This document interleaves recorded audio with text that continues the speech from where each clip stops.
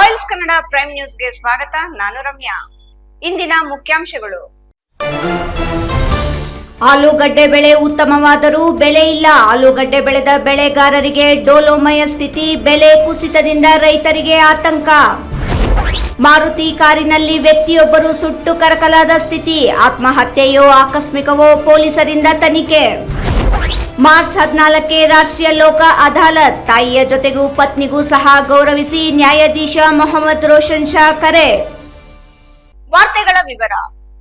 ಕರ್ನಾಟಕದಲ್ಲಿ ಅತಿ ಹೆಚ್ಚು ಆಲೂಗಡ್ಡೆ ಬೆಳೆಯನ್ನು ಬೆಳೆಯುವುದು ಚಿಕ್ಕಬಳ್ಳಾಪುರ ಜಿಲ್ಲೆ ಹಾಗೂ ಕೋಲಾರ ಜಿಲ್ಲೆಯಾಗಿದೆ.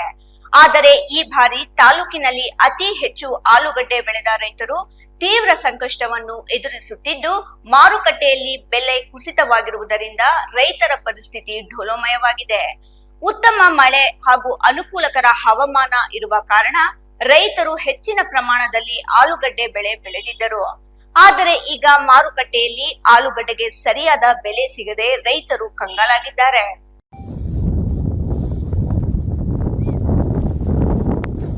ಕರ್ನಾಟಕದಲ್ಲಿ ಅತಿ ಹೆಚ್ಚು ಆಲೂಗಡ್ಡೆ ಬೆಳೆಯನ್ನು ಚಿಕ್ಕಬಳ್ಳಾಪುರ ಜಿಲ್ಲೆ ಹಾಗೂ ಕೋಲಾರ ಜಿಲ್ಲೆಯಾಗಿದೆ. ಆದರೆ ಈ ಬಾರಿ ತಾಲೂಕಿನಲ್ಲಿ ಅತಿ ಹೆಚ್ಚು ಆಲೂಗಡ್ಡೆ ಬೆಳೆದ ರೈತರು ತೀವ್ರ ಸಂಕಷ್ಟವನ್ನು ಎದುರಿಸುತ್ತಿದ್ದು, ಮಾರುಕಟ್ಟೆಯಲ್ಲಿ ಬೆಲೆ ಕುಸಿತವಾಗಿರುವುದರಿಂದ ರೈತರ ಪರಿಸ್ಥಿತಿ ಡೋಲೋಮಯವಾಗಿದೆ. ಉತ್ತಮ ಮಳೆ ಹಾಗೂ ಅನುಕೂಲಕರ ಹವಾಮಾನ ಇರುವ ಕಾರಣ ರೈತರು ಹೆಚ್ಚಿನ ಪ್ರಮಾಣದಲ್ಲಿ ಆಲೂಗಡ್ಡೆ ಬೆಳೆ ಬೆಳೆದಿದ್ದರು. ಆದರೆ ಈಗ ಮಾರುಕಟ್ಟೆಯಲ್ಲಿ ಆಲೂಗಡ್ಡೆಗೆ ಸರಿಯಾದ ಬೆಲೆ ಸಿಗದ ರೈತರು ಕಂಗಾಲಾಗಿದ್ದಾರೆ. ಅತಿ ಹೆಚ್ಚಾಗಿ ಆಲೂಗಡ್ಡೆ ಬೆಳೆಯುವಂಥ ಒಂದು ಕರ್ನಾಟಕದಲ್ಲಿ ಯಾವುದೋ ಒಂದು ಜಿಲ್ಲೆ ಇದ್ರೆ ಅದು ಚಿಕ್ಕಬಳ್ಳಾಪುರ ಮತ್ತು ಕೋಲಾರ. ಏನು ಈ ಕಡೆ ಬರಡು ಭೂಮಿ ಆದ್ರೂ 1000 ಅಡಿ ಕೊರೆದು ನೀರು ತೆಗೆದು ಮತ್ತು ಆಲೂಗಡ್ಡೆ ಬೆಳೆದ್ರೂ ಈಗ ನೋಡ್ತಾ ಇದ್ರೆ ಮಾರುಕಟ್ಟೆಯಲ್ಲಿ ಯಾವ ರೀತಿ ಬೆಳೆ ಬರ್ತಾ ಇದೆ ಅಂತ. ಆಲೂಗಡ್ಡೆ ಕೇಳೋರಿಲ್ಲ ಪರಿಸ್ಥಿತಿ ನಿರ್ಮಾಣ ಆಗಿಬಿಟ್ಟಿದೆ. ಕಾರಣ ಏನೋ ಗೊತ್ತಾಗ್ತಾ ಇಲ್ಲ.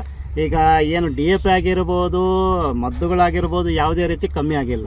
ಆದರೆ ನಾವು ರೈತರು ಬೆಳೆದಂಥ ಒಂದು ಬೆಳೆಗಳಿಗೆ ಯಾವುದೇ ರೀತಿಯಲ್ಲಿ ಇದಿಲ್ಲ. ಈಗ ನೀವೇ ನೋಡ್ತಾ ಇದ್ರೆ ಗುಡಿಬಂಡೆ ಪಟ್ಟಣಗಳಾಗಿರ್ಬೋದು, ಬೇರೆ ಬೇರೆ ಪಟ್ಟಣಗಳಾಗಿರ್ಬೋದು, 100 ಕೆಜಿಗೆ 100 ರೂಪಾಯಿಗೆ 5 ಕೆಜಿ 6 ಕೆಜಿ ಅಂತ ತರಕಾರಿ ಅಂತ ಹೋಲ್ಸೇಲಲ್ಲಿ ಕೊಡ್ತಾ ಇದೆ. ಆದರೆ ಬೆಳೆದಂಥ ಒಂದು ರೈತರ ಪರಿಸ್ಥಿತಿ ಯಾವ ರೀತಿ ಮಟ್ಟಕ್ಕೆ ಆಗ್ತಾ ಇದೆ. ಮತ್ತು ಆಲೂಗಡ್ಡೆ ಮತ್ತು ದ್ರಾಳಂಬಿ ಈ ಭಾಗದಲ್ಲಿ ಬೆಳೆಯುವಂಥ ಒಂದು ಪ್ರಮುಖ ಬೆಳೆ ಆಗಿದೆ. ಆದರೆ ನಮ್ಮ ಆಳುವ ಒಂದು ಸರ್ಕಾರಗಳಿಗೇನು ಅಂದರೆ ಈ ಕಡೆ ಒಂದು ಶೇಖರಣಾ ಘಟ್ಟಗಳು ಮಾಡುವಲ್ಲಿ ವಿಫಲರಾಗಿದ್ದಾರೆ. ಇಲ್ಲಿನ ಒಂದು ಶಾಸಕರಾಗಿರ್ಬೋದು, ಉಸ್ತುವಾರಿ ಮಂತ್ರಿಗಳಾಗಿರ್ಬೋದು, ಮತ್ತು ಸರ್ಕಾರ ಆಗಿರ್ಬೋದು, ಈ ಭಾಗದಲ್ಲಿ ಅತಿ ಹೆಚ್ಚಾಗಿ ಆಲೂಗಡ್ಡೆ ಮತ್ತು ದಾಳಂಬಿ ಬೆಳೆಯುವುದರಿಂದ ಇಲ್ಲಿ ಸ್ಟೋರೇಜ್ ನಾವು ನೋಡಿ ಬಿಸಿಲಲ್ಲಿ ಮಾಡುವ ಒಂದು ಪರಿಸ್ಥಿತಿ ನಿರ್ಮಾಣ ಆಗಿದೆ. ಇದಕ್ಕೆ ಹೆಗ್ಣಗಳ ಕಾಟ ಆಗಿರ್ಬೋದು, ಮತ್ತು ಈ ಕಡೆ ಕಾಡು ಹಂದಿಗಳ ಕಾಟ ಆಗಿರ್ಬೋದು, ಮತ್ತು ನವಿಲುಗಳ ಕಾಟ ಆಗಿರ್ಬೋದು, ವಿವಿಧ ರೀತಿಯಲ್ಲಿ ನಾವು ಒಂದು ಅನುಭವಿಸುವಂಥ ಒಂದು ಪರಿಸ್ಥಿತಿ ನಿರ್ಮಾಣ ಆಗ್ತಾ ಇದೆ. ಅದರ ಜೊತೆಗೆ ಕೆಲವೊಂದು ಈಗ ತರಕಾರಿಗಳಿಗೆ ಬೆಳೆ ಇಲ್ಲದಂತಹ ಒಂದು ಪರಿಸ್ಥಿತಿ ನಿರ್ಮಾಣ ಆಗಿದೆ. ಇವತ್ತೇನು ನಮ್ಮ ಸಿದ್ದರಾಮಯ್ಯನವರು ಒಂದು ಬಜೆಟ್ ಏನು ಮಾಡ್ತಾ ಇದ್ದಾರೋ, ಚಿಕ್ಕಬಳ್ಳಾಪುರ ಜಿಲ್ಲೆಗೆ ಒಂದು ಶೀತಲ ಒಂದು ಸ್ಟೋರೇಜ್ ಘಟಕಗಳನ್ನು ಸ್ಥಾಪನೆ ಮಾಡಬೇಕಂತ ನಮ್ಮ ಕರ್ನಾಟಕ ಪ್ರಾಂತ ರೈತ ಸಂಘದ ಒತ್ತಾಯ ಮಾಡ್ತಾ ಇದ್ದೀವಿ. ತಾಲೂಕಿನ ಹಲವಾರು ಗ್ರಾಮಗಳ ರೈತರು ಲಕ್ಷಾಂತರ ರೂಪಾಯಿ ವೆಚ್ಚ ಮಾಡಿ ಆಲೂಗಡ್ಡೆ ಬೆಳೆದಿದ್ದಾರೆ.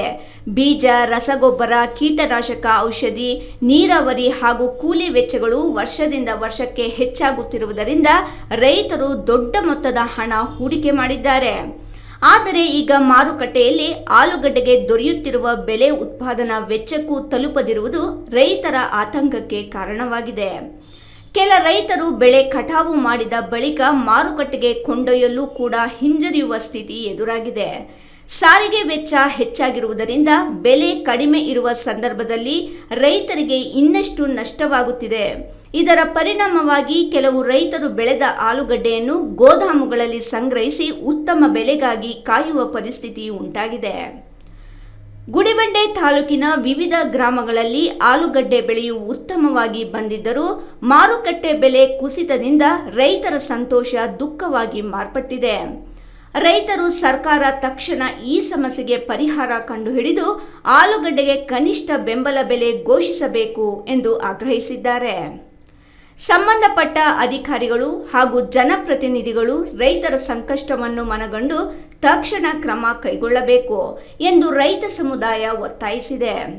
ಒಟ್ಟಿನಲ್ಲಿ ಗುಡಿಬಂಡೆ ತಾಲೂಕಿನಲ್ಲಿ ಆಲೂಗಡ್ಡೆ ಬೆಳೆದ ರೈತರು ಈಗ ಆರ್ಥಿಕ ಸಂಕಷ್ಟದ ಅಂಚಿನಲ್ಲಿದ್ದು, ಸರ್ಕಾರ ಹಾಗೂ ಸಂಬಂಧಪಟ್ಟ ಇಲಾಖೆಗಳು ಶೀಘ್ರದಲ್ಲೇ ರೈತರ ನೆರವಿಗೆ ಬರಬೇಕೆಂದು ರೈತರು ಆಗ್ರಹಿಸಿದ್ದಾರೆ. ಮಹೇಶ್, ರಾಯಲ್ಸ್ ಕನ್ನಡ, ಗುಡಿಬಂಡೆ. ಬಾಗೇಪಲ್ಲಿ ತಾಲೂಕಿನ ಬಾಲರೆಡ್ಡಿಪಲ್ಲಿ ಸಮೀಪ ಮಾರುತಿ 800 ಕಾರಿನಲ್ಲಿ ವ್ಯಕ್ತಿಯೊಬ್ಬರು ಸುಟ್ಟು ಕರಕಲಾದ ಸ್ಥಿತಿಯಲ್ಲಿ ಪತ್ತೆಯಾಗಿರುವ ಘಟನೆ ಬೆಳಕಿಗೆ ಬಂದಿದೆ. ಮೃತರನ್ನು ಉದಯ್ ಕುಮಾರ್ ಎಂದು ಗುರುತಿಸಲಾಗಿದೆ.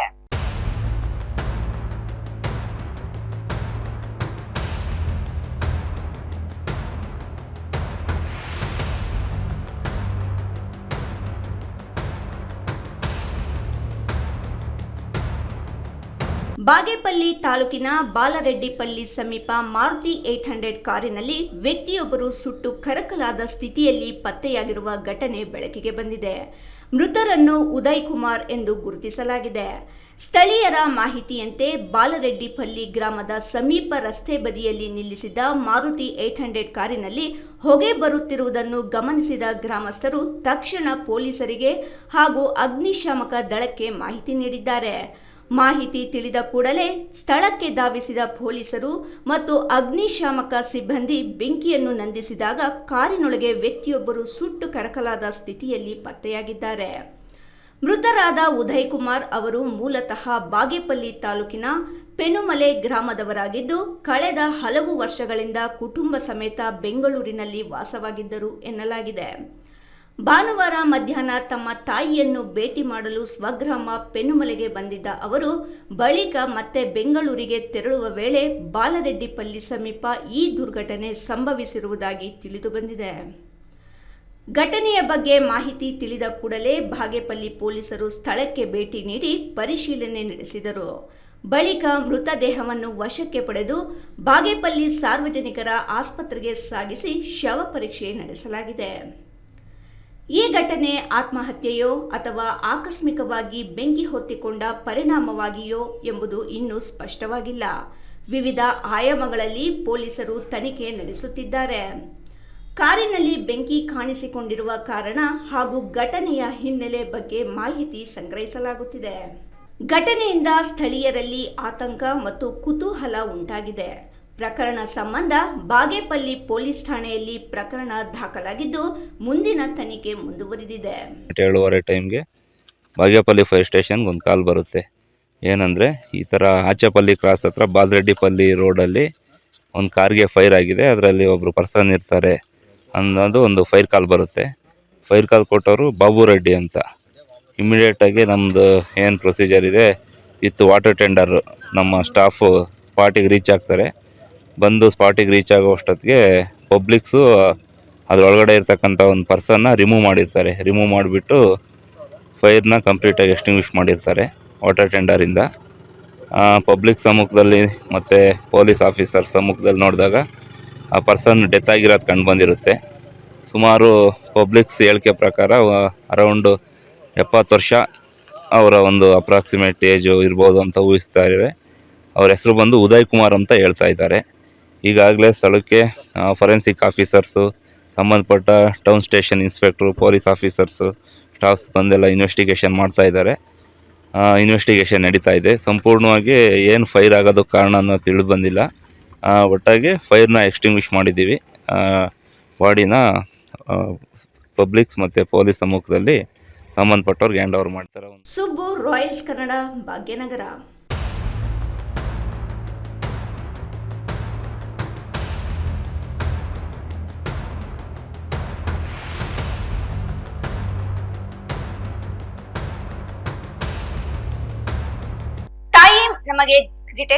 ತಾಯಿ ನಮಗೆ ಜನ್ಮ ನೀಡಿದರೆ ಪತ್ನಿ ತಮ್ಮ ಕುಟುಂಬದ ಸದಸ್ಯರ ಸಂಬಂಧವನ್ನು ತ್ಯಜಿಸಿ ನಮ್ಮೊಂದಿಗೆ ಜೀವನ ನಡೆಸುತ್ತಾಳೆ. ಹೀಗಾಗಿ ತಾಯಿಯ ಜೊತೆಗೆ ಮಡದಿ, ಸಹೋದರಿಯರು ಮತ್ತು ಮಗಳಿಗೆ ಗೌರವಿಸುವ ಮನೋಭಾವ ಪ್ರತಿಯೊಬ್ಬರು ಬೆಳೆಸಿಕೊಂಡಾಗ ಮಾತ್ರ ಸಮಾಜದಲ್ಲಿ ಬದಲಾವಣೆ ತರಲು ಸಾಧ್ಯ ಎಂದು ಶಿಡ್ಲಘಟ್ಟ ಜೆಎಂಎಫ್ಸಿ ನ್ಯಾಯಾಲಯದ ಹಿರಿಯ ಸಿವಿಲ್ ನ್ಯಾಯಾಧೀಶ ಮಹಮ್ಮದ್ ರೋಷನ್ ಶಾ ಹೇಳಿದರು. ನಗರದ ಜೆಎಂಎಫ್ಸಿ ನ್ಯಾಯಾಲಯದ ವಕೀಲ ಸಂಘದ ಕಾರ್ಯಾಲಯದಲ್ಲಿ ರಾಷ್ಟ್ರೀಯ ಲೋಕ ಅದಾಲತ್ ಪೂರ್ವಭಾವಿ ಸಭೆ ಮತ್ತು ಅಂತಾರಾಷ್ಟ್ರೀಯ ಮಹಿಳಾ ದಿನಾಚರಣಾ ಕಾರ್ಯಕ್ರಮದಲ್ಲಿ ಅವರು ಮಾತನಾಡಿದರು. ಇದೇ ತಿಂಗಳ 14ರಂದು ರಾಷ್ಟ್ರೀಯ ಲೋಕ ಅದಾಲತ್ ಕಾರ್ಯಕ್ರಮವನ್ನು ಹಮ್ಮಿಕೊಳ್ಳಲಾಗಿದೆ. ನಾಗರಿಕರು ಈ ಅವಕಾಶವನ್ನು ಸದುಪಯೋಗ ಮಾಡಿಕೊಳ್ಳಬೇಕು. ಜೊತೆಗೆ ವಕೀಲರು ಸಹ ಕಾರ್ಯಕ್ರಮ ಯಶಸ್ವಿಗೊಳಿಸಲು ಸಹಕರಿಸಬೇಕೆಂದು ಮನವಿ ಮಾಡಿದರು. ಮನೆಯಲ್ಲಿ ಹೆಣ್ಣು ಮಗು ಹುಟ್ಟಿದರೆ ಅದನ್ನು ತಿರಸ್ಕಾರ ಮನೋಭಾವದಿಂದ ನೋಡುವ ವಿದ್ಯಾವಂತ ಸಮಾಜ ನಮ್ಮಲ್ಲಿದೆ. ಈ ಭಾವನೆ ಬದಲಾಗಬೇಕು. ಪ್ರಸ್ತುತ 1000 ಪುರುಷರಿಗೆ ಕೇವಲ 800 ಮಹಿಳೆಯರು ಮಾತ್ರ ಇದ್ದು, ಮುಂದಿನ ದಿನಗಳಲ್ಲಿ ಇದರ ಅನುಪಾತ ಇನ್ನೂ ಕಡಿಮೆಯಾಗಲಿದೆ. ಹೆಣ್ಣಾಗಲಿ ಗಂಡಾಗಲಿ ಭೇದ ಭಾವ ಮಾಡಬಾರದು. ಎಲ್ಲವನ್ನು ಸಮಾನವಾಗಿ ಸ್ವೀಕಾರ ಮಾಡುವ ಮನೋಭಾವ ಬೆಳೆಸಿಕೊಳ್ಳಬೇಕು ಎಂದು ಕರೆ ನೀಡಿದರು. ಗಂಡಸಾದರೂ ನನ್ನ ಅಭಿಪ್ರಾಯದಲ್ಲಿ ನಾವೀಗ ಒಂದೆಲ್ಲ ಮಿಡ್ಲ್ ಏಜಿಗೆ ಬಂದಿರೋರು, ಮದುವೆ ಆಗಿರುವಂಥ ಇದ್ದೀವಿ, ಮದುವೆ ಆಗುವಂಥ ಹುಡುಗರು ಕೂಡ ಇದ್ದೀರ. ಮನೇಲಿ ಮಡದಿ ಅಂತಿದ್ದಾಗ ಅವಳನ್ನ ಪ್ರೀತಿಯಿಂದ ವಿಶ್ವಾಸನ ಕಾಣೋ ಪ್ರಯತ್ನ ಮಾಡಿ, ಅವಳು ನಮಗೋಸ್ಕರ ತನ್ನ ತಂದೆ ತಾಯಿನ, ಅಣ್ಣ ತಮ್ಮಂದ್ರನ್ನ, ಒಡ ಹುಟ್ಟಿದವ್ರನ್ನೆಲ್ಲ ಬಿಟ್ಟು ನಮ್ಮ ಕಡೆ ಬಂದಿರ್ತಾರೆ. ಕೇವಲ ನಾವು ಅವಳಿಗೆ ಊಟ ಉಪಚಾರ ಮನೆ ಮಠ ಕೊಡೋದಕ್ಕೆಲ್ಲ ಮಾತ್ರ ಅಲ್ಲ, ಪ್ರೀತಿ ವಿಶ್ವಾಸ ಕೊಡೋಕ್ಕೂ ನಮ್ಮ ಜವಾಬ್ದಾರಿ ನೈತಿಕತೆ ಇರುತ್ತೆ. ಆ ನಿಟ್ಟಿನಲ್ಲಿ ನಾವು ಪ್ರತಿದಿನ ಕೂಡ ಅವಳೊಂದಿಗೆ ಸಭ್ಯೆಯಿಂದ ಪ್ರೀತಿಯಿಂದ ವಿಶ್ವಾಸದಿಂದ ವರ್ತಕ್ಕೆ ಪ್ರಯತ್ನ ಮಾಡಿ. ಎಷ್ಟೇ ಒತ್ತಡಗಳಿದ್ರು ಅವಳೊಂದಿಗೆ ಒಂದು 10 ನಿಮಿಷ ಕಾಲ ಕಳೆಯೋಕ್ಕೆ ಪ್ರಯತ್ನ ಮಾಡಿ. ಬೆಳಗ್ಗೆ ಸಂಜೆ ನೀವೆಲ್ಲ ಹೊರಗಡೆ ಇರ್ತೀರ, ಸಂಜೆ ಆದಮೇಲಾದರೂ ಅವ್ರ ಜೊತೆ ಹೋದಾಗ ಒಂದು 10 ನಿಮಿಷ ಕೂತ್ಕೊಂಡು ಮಾತಾಡಿ. ಅಡುಗೆ ಚೆನ್ನಾಗಿಲ್ಲದೆ ಇದ್ರೂ ಚೆನ್ನಾಗಿದೆ ಅಂತ ಒಂದು 2 ನಿಮಿಷ ಹೇಳಿ, ಏನೂ ಆಗೋದಿಲ್ಲ. ನಿಮ್ಮ ಹೆಂಡತಿ ನಿಮ್ಮ ಮನೆ ಅಡುಗೆ ಅವಳೇ ಮಾಡಿರೋದು. ಪ್ರೀತಿಯಿಂದ ಮಾತಾಡಿದ್ರೆ ಎಷ್ಟು ಖುಷಿ ಪಡ್ತಾಳೆ. ಇನ್ನೂ ಸ್ವಲ್ಪ ಜವಾಬ್ದಾರಿ ಇನ್ನೂ ಚೆನ್ನಾಗಿ ಅವರನ್ನು ನೆರವೇರಿಸ್ಕೊಂಡು ಹೋಗ್ತಾರೆ. ಅಂತಾರಾಷ್ಟ್ರೀಯ ಮಹಿಳಾ ದಿನಾಚರಣೆಯ ಸಂದರ್ಭದಲ್ಲಿ ವಾಟ್ಸಪ್ ಸಹಿತ ಇನ್ನಿತರ ಸಾಮಾಜಿಕ ಜಾಲತಾಣಗಳಲ್ಲಿ ಫೋಟೋಗಳನ್ನು ಹಾಕಿಕೊಂಡರೆ ಸಾಲದು. ನಿಜ ಜೀವನದಲ್ಲಿ ಅವರಿಗೆ ಗೌರವ, ಬೆಂಬಲ, ಪ್ರೋತ್ಸಾಹ ಮತ್ತು ಎಲ್ಲ ರೀತಿಯ ಸಹಕಾರ ನೀಡಬೇಕು. ಆಗ ಮಾತ್ರ ರಾಷ್ಟ್ರೀಯ ಮಹಿಳಾ ದಿನಾಚರಣೆಗೆ ಅರ್ಥ ಬರುತ್ತದೆ ಎಂದರು. ಯಾಕೆ ಮದುವೆ ಮಾಡ್ಕೊತೀರಾ ಅಂತ ಹಳೆ ಕಾಲದಲ್ಲಿ ಹೋಗ್ತಿದ್ರಂತೆ. ಈಗ ಹಂಗಲ್ಲ. ಈ ಗಂಡ ನಾವು ತಗೊಳ್ತೀವಿ ಕುಡಿ, ಯಾರಾದ್ರೂ ಹೆಣ್ಣು ಅನ್ನೋದು ಆಗ್ಬಿಟ್ಟಿದೆ ಪರಿಸ್ಥಿತಿ. ಫ್ರೀಯಾಗೆಲ್ಲ ನಾವೇನು ನಾವೇ ಬೇಕಾದ್ರೆ ಹಾಕೊಂಡು ಮದುವೆ ಮಾಡ್ಕೊಂಡು ಬರ್ತೀವಿ ಅಂದ್ರೂ ಹೆಣ್ಣು ಸಿಗ್ತಲ್ಲ ನೀವು ಇಷ್ಟಪಟ್ಟಂಗೆ. ಆ ಥರ ಪರಿಸ್ಥಿತಿಗಳು ಉದ್ಭವ ಆಗ್ತಾ ಇದೆ. ಹಾಗಾಗಿ ಆ ರೀತಿಯೆಲ್ಲ ಆಗದ್ ಬೇಡ. ಮಹಿಳಾ ದಿನಾಚರಣೆ ಸಾಂಕೇತಿಕವಾಗಿ ಆಗಿರೋದು ಬೇಡ. ನಮ್ಮ ಮನೆಗಳಲ್ಲಿ ನಮ್ಮ ತಾಯಿಗೆ, ತಂಗಿಗೆ, ಹೆಂಡತಿಗೆ, ಒಡ ಹುಟ್ಟಿದವರಿಗೆ ಎಲ್ಲರಿಗೂ ಕೂಡ ನಾವು ಗೌರವದಿಂದ ಪ್ರೀತಿಯಿಂದ ಕಾಣೋದು. ಪ್ರತಿದಿನ ಪ್ರತಿ ಕ್ಷಣ ಯಾವತ್ತು ಬರುತ್ತೋ, ಯಾವಾಗ ಮನೋಭಾವನೆ ಬೆಳೀತದೋ ಅದು ಆವಾಗಲೇ ಮಹಿಳಾ ದಿನಾಚರಣೆಗೆ ಅರ್ಥ ಬರುತ್ತೆ ಅಂತ ನನ್ನ ಭಾವನೆ. ಹಾಗಾಗಿ ನಾನು ಮತ್ತೊಮ್ಮೆ ಎಲ್ಲರಿಗೂ ಮಹಿಳಾ ದಿನಾಚರಣೆ ಶುಭ ಹೇಳ್ತಿದ್ದೀನಿ. ಅವಳು ನಮ್ಮ ಹತ್ರ ಎಕ್ಸ್ಪೆಕ್ಟ್ ಮಾಡೋದೇನು? ಒಂದು ಪ್ರೀತಿಯ ಮಾತು, ಒಂದು ಪ್ರೇಮ. ನನ್ನ ಗಂಡ ನನ್ನ ಗೌರವಿಸ್ಬೇಕು, ನನ್ನ ಜೊತೆ ಪ್ರೀತಿಯಿಂದ ಇರಬೇಕು ಅಂತ. ಅದು ಎಷ್ಟು ಮಟ್ಟಿಗೆ ನಾವು ಅವಳ ಜೊತೆ ಇರ್ತೀವಿ ಅನ್ನೋದನ್ನ ನಾವು ಪ್ರತಿದಿನ ನಾವು ಯೋಚನೆ ಮಾಡೋಂಥ ಸಂಗತಿ. ಯಾವುದೋ ಕೋಪ ತಗೊಂಡೋಗಿ ಅವಳು ಅಡುಗೆ ಚೆನ್ನಾಗಿ ಮಾಡಿದ್ರು ಕೂಡ ಅವಳು ಎಕ್ಸ್ಪೆಕ್ಟೇಷನ್ ಇರುತ್ತೆ, ನನ್ನ ಗಂಡ ತಿಂದ್ಬಿಟ್ಟು ಏನಾದರೂ ಒಳ್ಳೇದು ಮಾತು ಹೇಳ್ತಾನ ಅಂತ. ಆದರೆ ನಾವು ಒಂಚೂರು ಉಪ್ಪು ಜಾಸ್ತಿ ಆದರೂ ರಬ್ಬ ಅಂತ ಮಾತಾಡ್ಬಿಡ್ತೀವಿ. ಅವಳು ಬೆಳಗ್ಗೆಯಿಂದ ಸಂಜೆ ನಮಗೋಸ್ಕರ ಕಾದಿ ಮನೆಯನ್ನೆಲ್ಲ ಸುಧಾರಿಸ್ಕೊಂಡು ಕಾಯ್ತಾ ಇರ್ತಾಳೆ. ಗಂಡ ಬಂದವನು ಏನಾದರೂ ಒಂದು ಒಳ್ಳೆಯ ರೀತಿಯಲ್ಲಿ ಮಾತಾಡ್ತಾಳೆ. ನಾವು ಒಂಚೂರು ಉಪ್ಪು ಜಾಸ್ತಿ ಆದರೆ ಸಾಕು ಮುಗಿದೋಯ್ತು. ಅವಳು ಇಡೀ ದಿನ ಶ್ರಮನ ಒಂದೇ ಕ್ಷಣದಲ್ಲಿ ಉಪ್ಪು ನೀರಲ್ಲಿ ಹಾಕ್ದಂಗೆ ಹಾಕಿಬಿಡ್ತಾಳೆ. ಪ್ರಧಾನ ಸಿವಿಲ್ ನ್ಯಾಯಮೂರ್ತಿ ಸುಕನ್ಯಾ ಮಾತನಾಡಿ, ಸಮಾಜದಲ್ಲಿ ಪ್ರತಿಯೊಬ್ಬರ ಮಹಿಳೆಯರ ಸಾಧನೆ ಹಿಂದೆ ಒಬ್ಬ ಪುರುಷರ ಸಹಕಾರ ಮತ್ತು ಪ್ರೋತ್ಸಾಹ ಇರುತ್ತದೆ. ಅದಕ್ಕೆ ನಾನೇ ಸಾಕ್ಷಿ. ನನ್ನ ತಂದೆ, ಸಹೋದರ ನನಗೆ ಎಲ್ಲ ರೀತಿಯ ಸಹಕಾರ ನೀಡಿದ್ದರಿಂದ ಇವತ್ತು ಈ ಸ್ಥಾನವನ್ನು ಅಲಂಕರಿಸಿದ್ದೇನೆ ಎಂದರು. ದಿನ ಹೇಗೆ ಹೆಣ್ಮಕ್ಳು ರೆಡಿಯಾಗಿ ಕುತ್ಕೊಂಡು ಬಂದರೆ ಕೋರ್ಟ್ ಕೆಲಸ ಯಾವುದೂ ಆಗಲ್ಲ, ಕೊಡುತ್ತೆ. ಸೊ ಆ ಥರ ಆಗ್ತಾ ಹೋಗ್ತಾ ಇರುತ್ತೆ. ಸೊ ಹೆಣ್ಮಕ್ಳು ಪರ್ಟಿಕ್ಯುಲರಿ ಮಾತು ಏತೇನೆ ವುಮೆನ್ಸ್ ಡೇ ಅಂತಲ್ಲ, ಹೆಣ್ಮಕ್ಳಿಗೆ ಪ್ರತಿದಿನವೂ ವುಮೆನ್ಸ್ ಡೇ ಆಗಿರುತ್ತೆ. ಸೊ ನಾವು ಇಲ್ಲಿ ಬಂದು ನೀಟಾಗಿ ವರ್ಕ್ ಮಾಡ್ಕೊಂಡು ಹೋಗೋದು, ಯಾವುದೇ ಪ್ರಾಬ್ಲಮ್ ಇಲ್ದಾನೆ, ಯಾವುದೇ ಸಮಸ್ಯೆ ಇಲ್ದಾನೆ ವರ್ಕ್ ಮಾಡ್ಕೊಂಡು ಹೋಗ್ಬೇಕಂದ್ರೆ ನಿಮ್ಮ ಪುರುಷರದ್ದು ಸಹಕಾರ ನಮ್ಗೆ ಬೇಕೇ ಬೇಕು. ಅದು ಸಿಗ್ತಾನೂ ಇದೆ. ಇನ್ನು ಮುಂದೆ ನೀವು ಹೀಗೆ ಸಹಕಾರ ಮಾಡ್ಕೊಂಡು ಕೊಡಿ. ಮತ್ತು ಹೆಣ್ಮಕ್ಳು ಏನೇ ಸಾಧನೆ ಮಾಡ್ತಾರೆ ಅಂತಂದ್ರೆ ಅದಕ್ಕೆ ನೀವು ಸಪೋರ್ಟಿವ್ ಆಗಿರಿ. ಮತ್ತು ಅವ್ರಿಗೆ ಎನ್ಕರೇಜ್ ಮಾಡಿ, ಡಿಸ್ಕರೇಜ್ ಮಾಡೋದಕ್ಕೆ ಹೋಗ್ಬಿಡಿ ಅಂತ ಹೇಳಿ. ಮತ್ತು ಲೋಕಾದಾಲತ್ ಇದೆ. ಲೋಕಾದಾಲತ್ತಲ್ಲಿ ಲಾಸ್ಟ್ ಟೈಮ್ ನಾನು ಜುಲೈನಲ್ಲಿ ಲೋಕಾದಾಲತ್ ಮಾಡಿದಂಥ ಸಂದರ್ಭದಲ್ಲಿ ಕೇಸಸ್ ಡಿಸ್ಪೋಸಲ್ ಸ್ವಲ್ಪ ಕಡಿಮೆ ಆಯಿತು. ಬಟ್ ಡಿಸೆಂಬರಲ್ಲಿ ನೀವೆಲ್ಲ ಡಿಸ್ಪೋಸಲ್ ಚೆನ್ನಾಗಿ ಕೊಟ್ಟು ಎಲ್ಲನೂ ಮಾಡಿದ್ರಿ. ಇದೇ ಥರ ಈ ಸರಿ ಲೋಕಾದಾಲತ್ ಸಹಕಾರ ಕೊಡುವಂತ ಹೇಳಿ ನನಗೆ ಮಾತಾಡಿದ ವಕೀಲರಾದ ಲಕ್ಷ್ಮಿ, ಕೆಎಂ ನಾಗಮಣಿ ಅವರು ಸಮಾಜದ ಅಭಿವೃದ್ಧಿ ಮತ್ತು ಸುಧಾರಣೆಯಲ್ಲಿ ಮಹಿಳೆಯರ ಪಾತ್ರದ ಕುರಿತು ವಿವರಣೆ ನೀಡಿದರು. ಈ ಸಂದರ್ಭದಲ್ಲಿ ಅಪರ ಸಿವಿಲ್ ನ್ಯಾಯಾಧೀಶ ರಂಜಿತಾ, ತಾಲೂಕು ವಕೀಲ ಸಂಘದ ಅಧ್ಯಕ್ಷ ಎ ನಾರಾಯಣಸ್ವಾಮಿ, ಪ್ರಧಾನ ಕಾರ್ಯದರ್ಶಿ ಚೀಮನಹಳ್ಳಿ ಭಾಸ್ಕರ್, ವಕೀಲರಾದ ಪಾಪಿರೆಡ್ಡಿ, ನಾರಾಯಣಪ್ಪ, ಯೋಗಾನಂದ, ಯಾಸ್ಮಿನ್ ತಾಜ್, ನಾಗರಾಜ್, ತಹಸೀನ್ ತಾಜ್, ರಾಮಕೃಷ್ಣ ಮತ್ತಿತರರು ಉಪಸ್ಥಿತರಿದ್ದರು. F Pasha, Royals Kannada, Shidlaghatta. ಇದೀಗ ಸಣ್ಣದೊಂದು ವಿರಾಮ. ವಿರಾಮದ ನಂತರ ರಾಯಲ್ಸ್ ಕನ್ನಡ ಪ್ರೈಮ್ ನ್ಯೂಸ್ ಮುಂದುವರಿಯುತ್ತದೆ. ಪ್ರಿಯ ವೀಕ್ಷಕರೇ, ಇವತ್ತು ನಮ್ಮ ದೈವಿ ಶಕ್ತಿ ಸಂಸ್ಥಾನದಿಂದ ಪ್ರತಿಷ್ಠಾಪಿಸಿ ಸಿದ್ಧಿ ಮಾಡಲಾಗಿರುವ ಕರುಂಗಲಿ ಮಾಲೆ ಮತ್ತು ಬ್ರಾಸ್ಲೈಟ್ ನಿಮಗಾಗಿ ತಲುಪಿಸಲಾಗುತ್ತಿದೆ. ನಮ್ಮ ಕರುಂಗಲಿ ಮಾಲೆಯನ್ನ ಭಾರತದ ಮಾಜಿ ಪ್ರಧಾನಮಂತ್ರಿಗಳಾದ ಇಂದಿರಾ ಗಾಂಧಿ ಅವರಿಂದ ಹಿಡಿದು ಈಗಿನ ಸ್ಟಾರ್ ನಟರಾದ ಧನುಷ್ ರವರು ಕೂಡ ಧರಿಸಿ ಅಷ್ಟೈಶ್ವರ್ಯಗಳನ್ನು ಪಡೆದಿದ್ದಾರೆ. 8mm ಸರ್ಟಿಫೈಡ್ ಕರುಂಗಲಿ ಮಾಲೆಯನ್ನ ಎಬೋನಿ ಮರದ ತುಂಡುಗಳಿಂದ ಡಾರ್ಕ್ ಬ್ರೌನ್ ಬಣ್ಣದಿಂದ ಚೆಕ್ ಮಾಡಬಹುದು. ದಿವ್ಯ ಶಕ್ತಿ ಕರುಂಗಲಿ ಮಾಲೆಯನ್ನ ಧರಿಸೋದ್ರಿಂದ ಅಥವಾ ಮನೆ ಮತ್ತು ಅಂಗಡಿಗಳಲ್ಲಿ ಪ್ರತಿಷ್ಠಾಪಿಸೋದ್ರಿಂದ ಸಾಲಬಾಧೆ, ಕಾಲಸರ್ಪ, ದೃಷ್ಟಿದೋಷ, ಮಕ್ಕಳ ವಿದ್ಯಾಭ್ಯಾಸ, ಅನಾರೋಗ್ಯ, ಮನೆಯಲ್ಲಿ ಅಶಾಂತಿ ಮುಂತಾದ ಸಾಕಷ್ಟು ಸಮಸ್ಯೆಗಳಿಂದ ಮುಕ್ತಿ ಮಾಡಿ ನೆಗೆಟಿವ್ ಎನರ್ಜಿಯನ್ನ ದೂರ ಮಾಡಿ ಮೆದುಳಿನ ನರತಂತುಗಳ ಮೇಲೆ ಪ್ರಭಾವ ಬೀರಿ ಅಗೋಚರ ಪ್ರಯೋಜನಗಳನ್ನು ಪಡೆಯಿರಿ. ಟಿವಿ ಸ್ಕ್ರೀನ್ ಮೇಲೆ ಕಾಣುವ ನಂಬರ್ಗೆ ಈಗಲೇ ಆರ್ಡರ್ ಮಾಡಿ. ವಿರಾಮದ ನಂತರ ರಾಯಲ್ಸ್ ಕನ್ನಡ ಪ್ರೈಮ್ ನ್ಯೂಸ್ಗೆ ಸ್ವಾಗತ. ಕೋಲಾರ ತಾಲೂಕಿನ ಅರಾಬಿ ಕೊತ್ತನೂರು ಗ್ರಾಮ ಪಂಚಾಯಿತಿ ವ್ಯಾಪ್ತಿಯ ಚುಂಚುದೇನಹಳ್ಳಿ ಗ್ರಾಮದಲ್ಲಿ ಶ್ರೀ ನಾಗರಕಾಳಿಯಮ್ಮ ದೇವಸ್ಥಾನದ 6ನೇ ವಾರ್ಷಿಕೋತ್ಸವ ಕಾರ್ಯಕ್ರಮದ ನಿಮಿತ್ತ ವಿವಿಧ ಪೂಜಾ ಕೈಂಕರ್ಯಗಳನ್ನು ಮುಖ್ಯ ಅರ್ಚಕರಾದ ವೆಂಕಟರಾಮಪ್ಪ ನೇತೃತ್ವದಲ್ಲಿ ಹಮ್ಮಿಕೊಳ್ಳಲಾಗಿತ್ತು.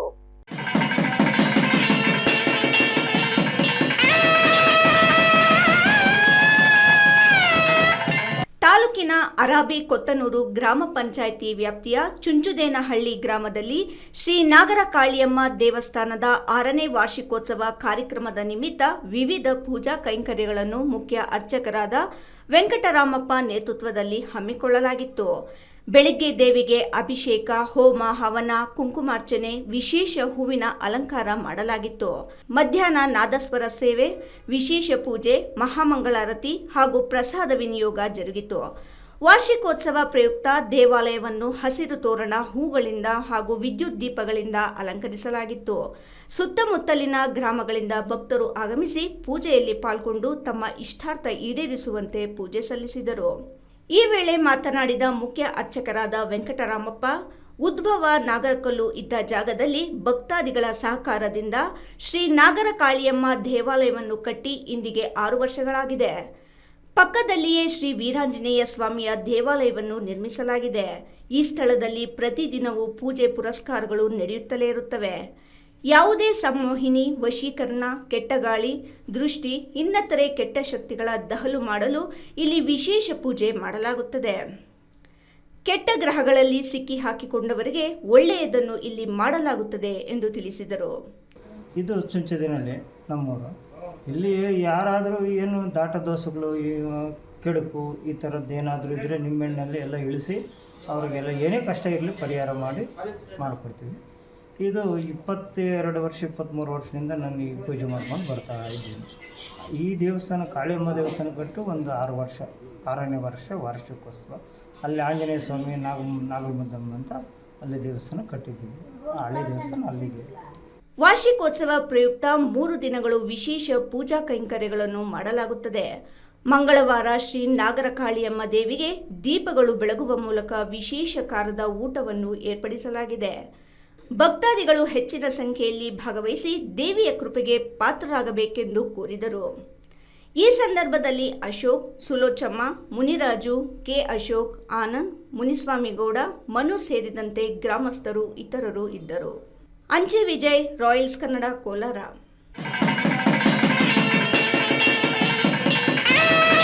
ಸಿಪಿಐಎಂ ಪಕ್ಷದ ತಾಲೂಕು ಕಾರ್ಯದರ್ಶಿ ಹಾಗೂ ಕರ್ನಾಟಕ ರಾಜ್ಯ ಪ್ರಾಂತ ರೈತ ಸಂಘದ ಜಿಲ್ಲಾ ಅಧ್ಯಕ್ಷ ಟಿಎಂ ವೆಂಕಟೇಶ್ ಮಧ್ಯರಾತ್ರಿ ತಾಲೂಕಿನ ಮುದುವಾಡಿ ಕೆರೆ ಬಳಿ ಸಂಭವಿಸಿದ ಕಾರು ಅಪಘಾತದಲ್ಲಿ ಮೃತರಾದರು.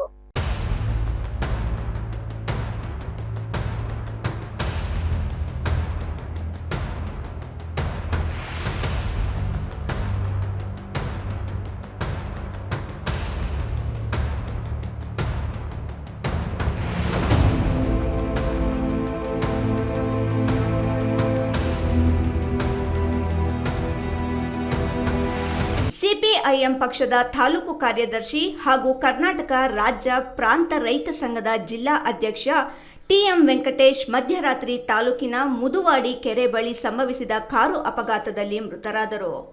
ಸೋಮವಾರ ಕೋಲಾರ ನಗರದಲ್ಲಿ ಕೆಪಿಆರ್ಎಸ್ ರಾಜ್ಯ ಸಮ್ಮೇಳನ ಆರಂಭವಾಗಲಿರುವ ಕಾರಣ ಬ್ಯಾನರ್ ಬಂಟಿಂಗ್ಸ್ ಕಟ್ಟಿ ಮಧ್ಯರಾತ್ರಿ 12:45 ಸುಮಾರಿಗೆ ಸ್ವಗ್ರಾಮ ತುರಾಂಡಹಳ್ಳಿಗೆ ತೆರಳುವಾಗ ಅವರಿದ್ದ ಇಂಡಿಗಾ ಕಾರು ನಿಯಂತ್ರಣ ತಪ್ಪಿ ಮುದುವಾಡಿ ಕೆರೆಗೆ ಬಿದ್ದಿರುವ ಸಾಧ್ಯತೆ ಇದೆ ಎನ್ನಲಾಗಿದೆ. ಬೆಳಗ್ಗೆ 9 ಗಂಟೆ ಸುಮಾರಿಗೆ ಅಪಘಾತದ ವಿಚಾರ ಗೊತ್ತಾಗಿದೆ. ಪೊಲೀಸರು ಹಾಗೂ ಅಗ್ನಿಶಾಮಕ ಸಿಬ್ಬಂದಿ ಬಂದು ಪರಿಶೀಲನೆ ನಡೆಸಿದಾಗ ಕೆರೆಯಲ್ಲಿ ಕಾರು ಹಾಗೂ ವೆಂಕಟೇಶ್ ಶವ ಇರುವುದು ಗೊತ್ತಾಗಿದೆ. ಪ್ರಕರಣ ದಾಖಲಿಸಿಕೊಂಡಿರುವ ಪೊಲೀಸರು ತನಿಖೆ ನಡೆಸುತ್ತಿದ್ದಾರೆ. ರಸ್ತೆಯ ಬದಿಯಲ್ಲಿ ತಡೆಗೋಡೆ ಇಲ್ಲದ ಕಾರಣ ಈ ಅವಘಡ ಸಂಭವಿಸಿದ್ದು ಸಾರ್ವಜನಿಕರು ಆಕ್ರೋಶ ವ್ಯಕ್ತಪಡಿಸಿದ್ದಾರೆ. ಅಂಜೆ ವಿಜಯ್, ರಾಯಲ್ಸ್ ಕನ್ನಡ, ಕೋಲಾರ.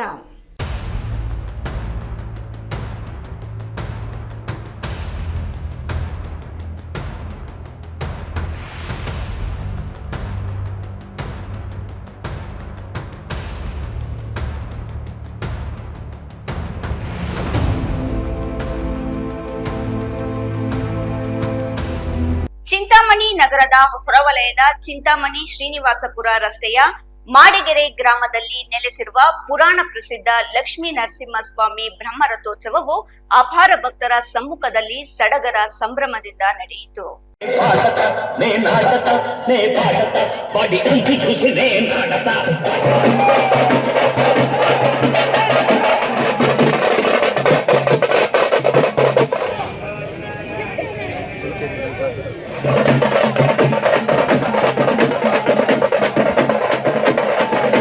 ನಗರದ ಹೊರವಲಯದ ಚಿಂತಾಮಣಿ ಶ್ರೀನಿವಾಸಪುರ ರಸ್ತೆಯ ಮಾಡಿಗೆರೆ ಗ್ರಾಮದಲ್ಲಿ ನೆಲೆಸಿರುವ ಪುರಾಣ ಪ್ರಸಿದ್ಧ ಲಕ್ಷ್ಮೀ ನರಸಿಂಹಸ್ವಾಮಿ ಬ್ರಹ್ಮರಥೋತ್ಸವವು ಅಪಾರ ಭಕ್ತರ ಸಮ್ಮುಖದಲ್ಲಿ ಸಡಗರ ಸಂಭ್ರಮದಿಂದ ನಡೆಯಿತು. ರಥೋತ್ಸವದ ಅಂಗವಾಗಿ ದೇವಾಲಯದ ಒಳಗೆ ಹಾಗೂ ಹೊರಗೆ ವಿಶೇಷವಾಗಿ ಅಲಂಕರಿಸಲಾಗಿತ್ತು. ದೂರದ ಸ್ಥಳಗಳಿಂದ ಬೆಳಿಗ್ಗೆಯೇ ಭಕ್ತರು ದೇವಾಲಯಕ್ಕೆ ಆಗಮಿಸಿ ಹಣ್ಣು ಕಾಯಿ ನೀಡಿ ಪೂಜೆ ಸಲ್ಲಿಸುತ್ತಿದ್ದ ದೃಶ್ಯ ಸಾಮಾನ್ಯವಾಗಿತ್ತು. ಸಾವಿರಾರು ಜನ ಭಕ್ತರು ಸರತಿಯ ಸಾಲಿನಲ್ಲಿ ನಿಂತು ದೇವರ ದರ್ಶನ ಪಡೆದರು. ಶ್ರೀ ಲಕ್ಷ್ಮೀ ನರಸಿಂಹಸ್ವಾಮಿಗೆ ಹೋಮ, ಹವನ, ಹೂವಿನ ಅಲಂಕಾರ, ಅಭಿಷೇಕ, ಪ್ರಧಾನ ಪೂಜೆ, ಕಳಶ ಸ್ಥಾಪನೆ, ನವಗ್ರಹಗಳ ಪೂಜೆ, ನಾಗದೇವರ ಪೂಜೆ ಮತ್ತಿತರ ಧಾರ್ಮಿಕ ಕಾರ್ಯಕ್ರಮಗಳು ಶ್ರದ್ಧಾ ಭಕ್ತಿಯಿಂದ ನೆರವೇರಿದವು. ಲಕ್ಷ್ಮೀ ನರಸಿಂಹಸ್ವಾಮಿ ಉತ್ಸವ ಮೂರ್ತಿಯನ್ನು ಮಂಗಳವಾದ್ಯ ಮತ್ತು ವೇದ ಘೋಷಣೆಯಲ್ಲಿ ಶಾಸ್ತ್ರೋಕ್ತವಾಗಿ ಕರೆತಂದು ಅಲಂಕೃತ ರಥದಲ್ಲಿ ಪ್ರತಿಷ್ಠಾಪಿಸಲಾಯಿತು. ರಥದಲ್ಲಿ ಸ್ವಾಮಿಯ ಪ್ರತಿಷ್ಠಾಪನೆ ಮಾಡುತ್ತಿದ್ದಂತೆ ಭಕ್ತರ ನಾಮಸ್ಮರಣೆ ಮುಗಿಲು ಮುಟ್ಟಿತ್ತು. ಅರ್ಚಕ ವೃಂದ ಮತ್ತೊಮ್ಮೆ ರಥದಲ್ಲಿ ವಿಶೇಷ ಅಲಂಕಾರ ಮತ್ತು ಪೂಜೆಯನ್ನು ನೆರವೇರಿಸಿದರು. ದೇವಾಲಯದ ಧರ್ಮದರ್ಶಿಗಳು ರಥೋತ್ಸವಕ್ಕೆ ಚಾಲನೆ ನೀಡಿದರು. ಸಾವಿರಾರು ಭಕ್ತರು ಅವರೊಂದಿಗೆ ಕೈಜೋಡಿಸಿ ರಥವನ್ನು ಎಳೆದು ಪುನೀತರಾದರು. ತೇರಿಗೆ ಬಾಳೆಹಣ್ಣು, ದವನವನ್ನು ಸಮರ್ಪಿಸಿದರು. ನಂತರ ದೇವಾಲಯದ ಸುತ್ತಲೂ ಹಾಗೂ ಗ್ರಾಮದ ಜೋಡಿ ವೃತ್ತದಲ್ಲಿ ರಥ ಸಂಚರಿಸಿತು. ಸಾವಿರಾರು ಜನ ಭಕ್ತರು ರಥವನ್ನು ಎಳೆದು ನಾಮಸ್ಮರಣೆ ಮಾಡಿದರು. ರಥೋತ್ಸವದ ಮೆರವಣಿಗೆಯಲ್ಲಿ ಮಂಗಳವಾದ್ಯ, ತಮಟೆ ವಾದ್ಯ, ಕೋಲಾಟ, ಪಂಡರಿ ಭಜನೆ, ಜಾನಪದ ತಂಡಗಳು ಸೇರಿದಂತೆ ಹಲವಾರು ಜನಪದ ಹಾಗೂ ಸಾಂಸ್ಕೃತಿಕ ಕಲಾ ತಂಡಗಳು ಭಾಗವಹಿಸಿದ್ದವು. ರಾತ್ರಿ ಶ್ರೀ ಕೃಷ್ಣ ಪಾಂಡವ ವಿಜಯಂ ಪೌರಾಣಿಕ ನಾಟಕದ ಪ್ರದರ್ಶನ ಭಕ್ತರ ಮನ ತಣಿಸಿತು.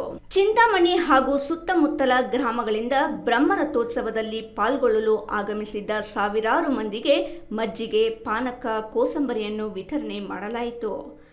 ಆಗಮಿಸಿದ್ದ ಭಕ್ತರಿಗೆ ದೇವಾಲಯದಿಂದ ಅನ್ನ ದಾಸೋಹವನ್ನು ಏರ್ಪಡಿಸಲಾಗಿತ್ತು.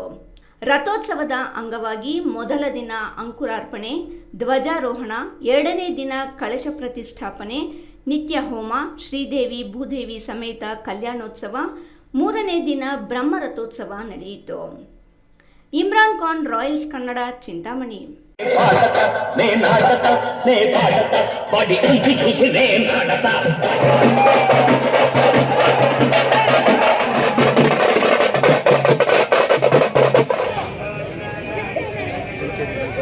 ಶ್ರೀ ಹರಿಹರ ಕ್ಷೇತ್ರ ಎಂದು ಕರೆಯುವ ಕುಡಿಯನೂರು ಗ್ರಾಮದ ಮುಜರಾಯಿ ಇಲಾಖೆಗೆ ಸೇರಿದ ಪುರಾತನ ಕಾಲದ ಶ್ರೀ ವೆಂಕಟರಮಣ ಸ್ವಾಮಿ ದೇವಾಲಯದಲ್ಲಿ 12 ವರ್ಷಗಳಿಗೊಮ್ಮೆ ನಡೆಯುವ ಕುಂಭಾಭಿಷೇಕ ಮಹೋತ್ಸವ ಕಾರ್ಯಕ್ರಮ ಶ್ರದ್ಧಾ ಭಕ್ತಿಯಿಂದ ವಿವಿಧ ಪೂಜಾ ಕೈಂಕರ್ಯಗಳೊಂದಿಗೆ ನೆರವೇರಿತು.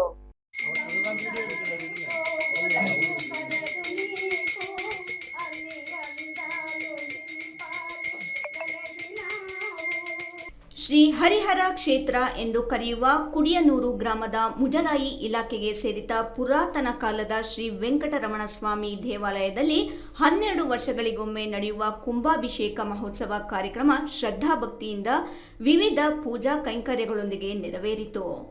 ತಾಲೂಕಿನ ಕುಡಿಯನೂರು ಗ್ರಾಮದಲ್ಲಿ ಶ್ರೀ ಹರಿಹರ ಕ್ಷೇತ್ರ ಪುರಾತನ ಕಾಲದ ಮುಜರಾಯಿ ಇಲಾಖೆಗೆ ಸೇರಿದ ಶ್ರೀ ವೆಂಕಟರಮಣ ಸ್ವಾಮಿ ದೇವಾಲಯದಲ್ಲಿ ಭಕ್ತಾದಿಗಳ ಸಹಕಾರದಿಂದ ನೂತನವಾಗಿ ಅಲಂಕೃತಗೊಂಡಿರುವ ಶ್ರೀ ವೆಂಕಟರಮಣ ಸ್ವಾಮಿ ದೇವಾಲಯದಲ್ಲಿ 12 ವರ್ಷಗಳಿಗೊಮ್ಮೆ ಬರುವ ಕುಂಭಾಭಿಷೇಕ ಮಹೋತ್ಸವ ನಡೆಯುತ್ತದೆ.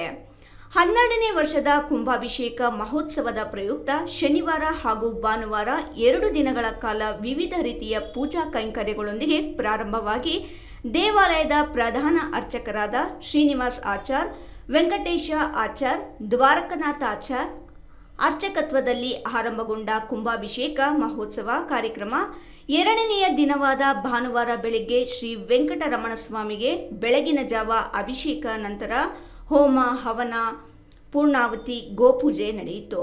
ಮೂಲ ದೇವರಿಗೆ ಪ್ರಾಣಾಭಿಷೇಕ, ವಿಶೇಷ ಆಭರಣ ಸಮೇತ ಹೂವಿನ ಅಲಂಕಾರ ಮಾಡಲಾಗಿತ್ತು. ಮಹಾಮಂಗಳಾರತಿ ನಂತರ ದೇವಾಲಯಕ್ಕೆ ಆಗಮಿಸಿದ ಭಕ್ತಾದಿಗಳು ಸ್ವಾಮಿಯ ದರ್ಶನ ಪಡೆದು ತೀರ್ಥ ಪ್ರಸಾದ ಸ್ವೀಕರಿಸಿದರು. ಕುಂಭಾಭಿಷೇಕ ಮಹೋತ್ಸವ ಕಾರ್ಯಕ್ರಮದಲ್ಲಿ ಪುರೋಹಿತರ ತಂಡ ಅರ್ಚಕ ರಾಜೇಶ್, ಗ್ರಾಮಸ್ಥರಾದ ಕೃಷ್ಣಪ್ಪ, ಲಕ್ಕಪ್ಪ, ವೆಂಕಟಸ್ವಾಮಿ, ರವಿ ಸೇರಿದಂತೆ ಅಪಾರ ಸಂಖ್ಯೆಯಲ್ಲಿ ಭಕ್ತಾದಿಗಳು ಹಾಗೂ ಕುಡಿಯನೂರು ಗ್ರಾಮಸ್ಥರು ಭಾಗವಹಿಸಿದ್ದರು.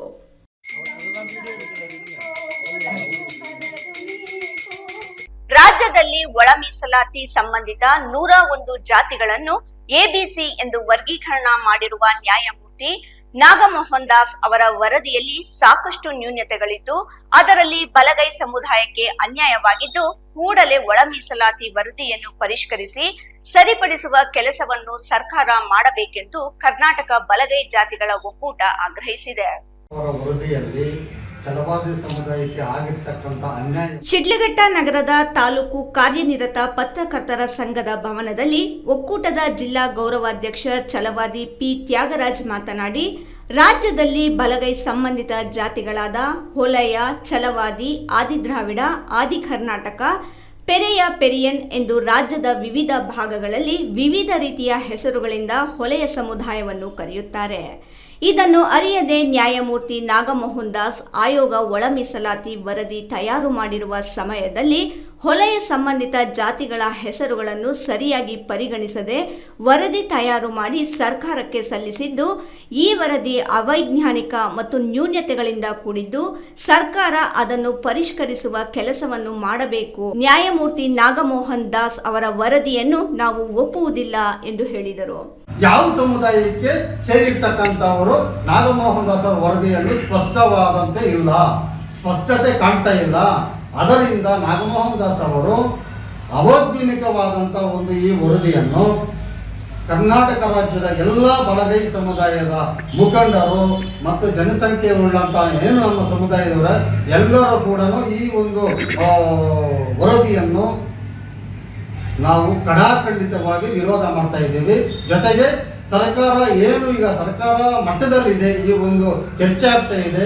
ಕರ್ನಾಟಕ ರಾಜ್ಯದಲ್ಲಿ 40 ಲಕ್ಷಕ್ಕೂ ಅಧಿಕ ಹೊಲೆಯ ಸಮುದಾಯ ಇದ್ದರೂ ಸಹ ಜನಸಂಖ್ಯೆಗೆ ಅನುಗುಣವಾಗಿ ಈ ಸಮುದಾಯಕ್ಕೆ ಒಳ ಮೀಸಲಾತಿ ನೀಡುವ ವಿಚಾರದಲ್ಲಿ ಅನ್ಯಾಯವಾಗಿದ್ದು, ಸರ್ಕಾರ ಈ ವಿಚಾರವನ್ನು ಗಂಭೀರವಾಗಿ ಪರಿಗಣಿಸಿ ಸರಿಪಡಿಸಲು ಕ್ರಮ ಕೈಗೊಳ್ಳಬೇಕು. ಇಲ್ಲದಿದ್ದ ಪಕ್ಷದಲ್ಲಿ ಮುಂದಿನ ಚುನಾವಣೆಯಲ್ಲಿ ನಮ್ಮ ಸಮುದಾಯದ ಶಕ್ತಿ ತೋರಿಸಬೇಕಾಗುತ್ತದೆ ಎಂದು ಎಚ್ಚರಿಸಿದರು. ವರದಿಯಲ್ಲಿ ಛಲವಾದಿ ಸಮುದಾಯಕ್ಕೆ ಆಗಿರ್ತಕ್ಕಂಥ ಅನ್ಯಾಯವನ್ನ ಸಂಪೂರ್ಣವಾಗಿ ಸರಸಗಟ್ಟಾಗಿ ನಾವು ಛಲವಾದಿ ಕರ್ನಾಟಕ ರಾಜ್ಯದಲ್ಲಿರ್ತಕ್ಕಂಥ ಎಲ್ಲ ವಲಯ ಸಮುದಾಯದವರು ಆ ವರದಿಯನ್ನು ತಿರಸ್ಕಾರ ಮಾಡ್ತಾ ಇದ್ದಾರೆ. ಕಾರಣ, ನಾಗಮೋಹನ್ ದಾಸ್ ಅವರು ABCD ವರ್ಗೀಕರಣವನ್ನು ಮಾಡುವಂತೇಳಿ ಸರ್ಕಾರ ಆದೇಶ ಮಾಡಿದರೆ ಅವರು ಈ ಛಲವಾದಿ ಸಮುದಾಯವನ್ನು, ವಲಯ ಸಮುದಾಯವನ್ನು, ಬಲಗೈ ಸಮುದಾಯವನ್ನ ABCD ಅಂತ 4 ವರ್ಗಗಳನ್ನು ಮಾಡಿ ವಲಯ ಸಮುದಾಯಕ್ಕೆ 5% ಅನ್ನು ಕೊಟ್ಟು 32 ಲಕ್ಷ ಜನಕ್ಕೆ, ಆಮೇಲೆ ಛಲವಾದಿ ಸಮುದಾಯಕ್ಕೆ 4,80,000 ಜನಸಂಖ್ಯೆಗೆ 1% ಅನ್ನು ಕೊಟ್ಟು ಅಲ್ಲಿಗೆ ಇದು ಮಾಡಿ ಆದಿ ದ್ರಾವಿಡ ಆದಿ ಕರ್ನಾಟಕ ಸಮುದಾಯಕ್ಕೆ ಏನೂ ಕೊಟ್ಟಿಲ್ಲ, ಪೆರಿಯ ಸಮುದಾಯಕ್ಕೆ ಏನೂ ಕೊಟ್ಟಿಲ್ಲ, ವಲಯ ಸಮುದಾಯಕ್ಕೆ ಅನ್ನೋದಕ್ಕೆ ಏನೂ ಕೊಟ್ಟಿಲ್ಲ, ಬ್ರಾಕೆಟ್ ಅಲ್ಲಿ ಹಂಗೆ ಮಾಡಿದ್ದಾರೆ. ಹಂಗಾದ್ರೆ ಪೆರಿಯನ್ನವರು ವಲಯ ಇದು ಮಾಲಾ ಅನ್ನೋರು. ಸುದ್ದಿಗೋಷ್ಠಿಯಲ್ಲಿ ಹೊಲೆಯ ಜಾತಿಗಳ ಒಕ್ಕೂಟದ ತಾಲೂಕು ಅಧ್ಯಕ್ಷ ಚಂದ್ರಶೇಖರ್, ಉಪಾಧ್ಯಕ್ಷ BA ಬಾಬು, ಕಾರ್ಯದರ್ಶಿ ಆನೂರು ಮುನಿರಾಜ್, ಸದಸ್ಯರಾದ ಸಂಪತ್ ಕುಮಾರ್, ಜಿಲ್ಲಾ ಸಮಿತಿ ಸದಸ್ಯ ಎನ್ ಕೃಷ್ಣಯ್ಯ ಉಪಸ್ಥಿತರಿದ್ದರು. F Pasha, Royals Kannada, Shidlaghatta. ಇದೀಗ ಮತ್ತೊಮ್ಮೆ ಹೆಡ್ಲೈನ್ಸ್. ಆಲೂಗಡ್ಡೆ ಬೆಳೆ ಉತ್ತಮವಾದರೂ ಬೆಲೆ ಇಲ್ಲ. ಆಲೂಗಡ್ಡೆ ಬೆಳೆದ ಬೆಳೆಗಾರರಿಗೆ ಡೋಲೋಮಯ ಸ್ಥಿತಿ. ಬೆಲೆ ಕುಸಿತದಿಂದ ರೈತರಿಗೆ ಆತಂಕ. ಮಾರುತಿ ಕಾರಿನಲ್ಲಿ ವ್ಯಕ್ತಿಯೊಬ್ಬರು ಸುಟ್ಟು ಕರಕಲಾದ ಸ್ಥಿತಿ. ಆತ್ಮಹತ್ಯೆಯೋ ಆಕಸ್ಮಿಕವೋ ಪೊಲೀಸರಿಂದ ತನಿಖೆ.